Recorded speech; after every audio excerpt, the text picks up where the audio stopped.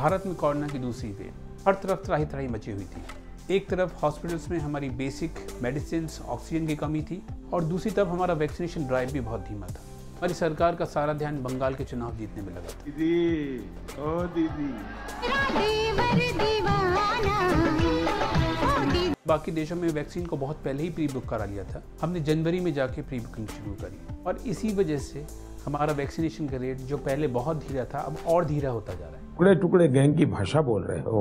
हमारा vaccination programme शुरू हुआ था जनवरी में फ्रंटलाइन वर्कर के साथ। उसके बाद सरकार ने इसको 45 साल से ऊपर के लोगों के लिए भी खोल दिया। बाद में बढ़ते केसों के बीच में 1 मई से 18 साल के ऊपर के हर नागरिक के लिए खोल दिया गया और वहीं से हमारी सारी व्यवस्था चलन आने लगी। 26 मई को सिर्फ 10% इंडियंस ने 1 डोज ली थी और हमारी जनसंख्या का सिर्फ 3% फुली वैक्सीनेटेड था। सिर्फ 10 मई के बीच में 1.77 मिलियन डोज लगाई गई थी। उससे पहले के 10 दिन में 2.48 मिलियन। इस रफ्तार से हम काम करते रहे तो जुलाई का हमारा टारगेट 500 मिलियन डोजेस का पूरा नहीं हो पाएगा।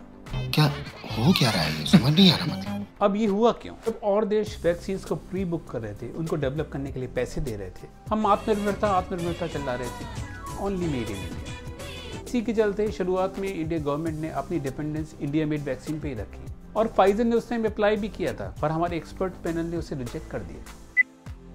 Few moments later. बढ़ते केसों के बीच में सरकार ने एक यू टर्न लिया और फेज 2 और फेज 3 की क्लिनिकल ट्रायल्स की कंडीशन को रिलैक्स किया ऐसी वैक्सीन के लिए जिन्हें US, UK, European union, Japan और WHO ने लिस्टेड किया है। और जानने वाली बात यह है कि ना तो कोवैक्सीन और ना ही स्पुतनिक भी WHO की अप्रूवल लिस्ट में शामिल है। Serum institute British firm AstraZeneca की वैक्सीन का लाइसेंस लेके इंडिया में उसे बना रही है और यहाँ से उसे कई देशों को निर्यात किया जाना था। उसके पास अमेरिकन फर्म नोवैक्स का लाइसेंस भी है। अब हमारी मास्टर स्ट्रोक लगाने वाली सरकार की वैक्सीन पॉलिसी ने हमें ऐसी जगह लाके खड़ा कर दिया है जहाँ हमारे पास वैक्सीन की कमी पड़ रही है और हम उन वैक्सीन मेकर्स को दोबारा अप्रोच कर रहे हैं जिनको हमने पहले रिजेक्ट कर दिया था। अगस्त 2020 में हमारी सरकार का दावा था कि उसका वैक्सीनेशन डिस्ट्रीब्यूशन प्रोग्राम बिल्कुल रेडी है, पर उसके बाद भी वैक्सीन का पहला ऑर्डर इस साल जनवरी में दिया गया और वो भी सिर्फ सीरम इंस्टीट्यूट को 11 मिलियन का, भारत बायोटेक को 5.5 मिलियन का। मैं सोचेगा कि भारत की जनसंख्या कम हो गई है। फरवरी के अंत में 21 मिलियन डोज का और ऑर्डर दिया गया था, पर फिर भी ये नहीं बताया गया था कि आगे सरकार डोज और लेगी कि नहीं, कोई पता नहीं था। बाबूराव का स्टाइल है।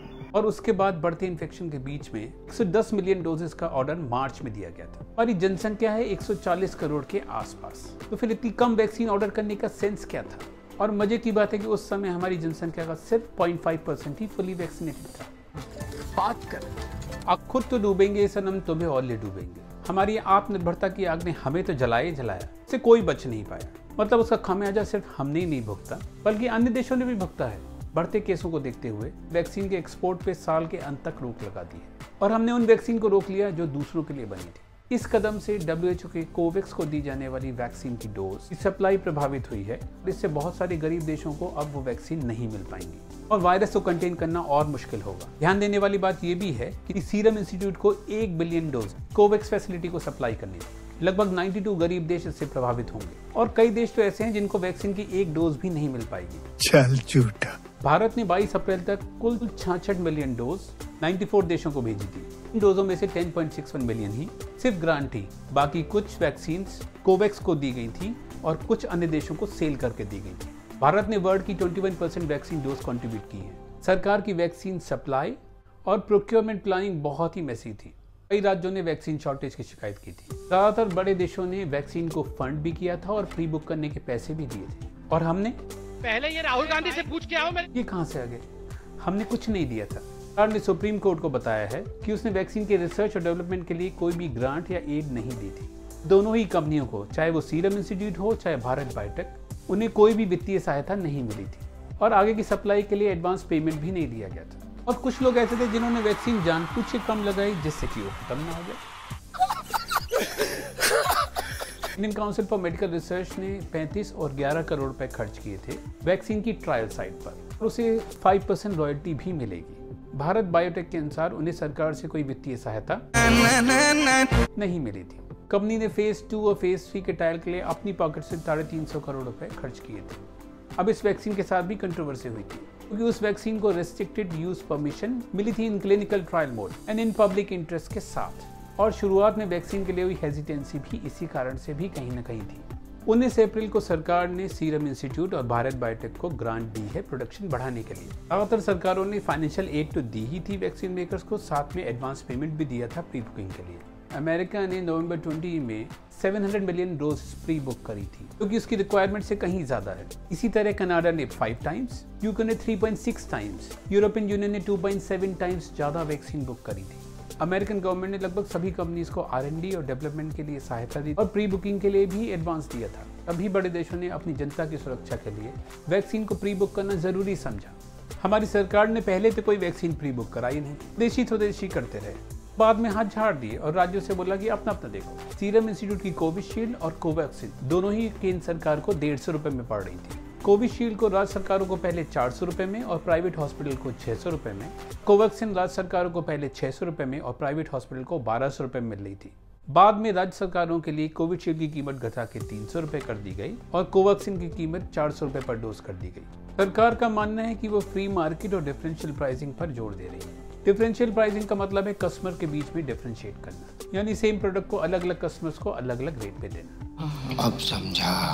सरकार कह रही है कि इससे प्रोडक्शन बढ़ेगा और मार्केट ड्रिवन अफोर्डेबल प्राइसेस मिले, यानी कि कस्टमर को सही कीमत मिले और उसकी जेब पे भारी ना पड़े। और उनका मानना है कि इस कदम से बाहर की वैक्सीन कंपनी भी करती हुई इंडिया की तरफ आएंगी। सेंट्रल गवर्नमेंट ने क्योंकि बहुत बड़ी मात्रा में वैक्सीन खरीदी थी, इसीलिए वो उसे कम दामों पे पड़ी थी और अब उसने राज्यों को बोला है कि वो अपना अपना देखें। अब सवाल ये उठता है कि जब पहले केंद्र सरकार ने प्रोक्योर की तो अब क्यों नहीं? इस समय वैक्सीन कम है और डिमांड बहुत ज्यादा है। इस समय जब अलग अलग राज्य आपस में कम्पीट करेंगे तो किसका भला होगा? अब दूसरा बड़ा सवाल है वैक्सीन की अवेलेबिलिटी के बारे में। क्या इमीडिएट फ्यूचर में हमें वैक्सीन मिल पाएगी? क्योंकि ज्यादातर वैक्सीन प्री बुक है। इस समय हमें वैक्सीन की ज्यादा जरूरत है और इस समय वैक्सीन की उम्मीद रखना शायद गलत ही होगा। इस समय वैक्सीन मेकर्स की भी अपनी शर्तें हैं। सरकार ने आत्मनिर्भरता के चक्कर में अन्य किसी वैक्सीन को इतना वेलकम ही नहीं किया था और फाइजर को इमरजेंसी अप्रूवल देने से भी मना कर दिया था। उसके बाद फाइजर ने अपनी एप्लीकेशन विड्रॉ कर ली थी और वैक्सीन की कमी के चलते सरकार को एक यू टर्न लेना पड़ गया। अरे कहना क्या चाहते हो? 13 अप्रैल को स्पुतनिक V को अप्रूवल मिला।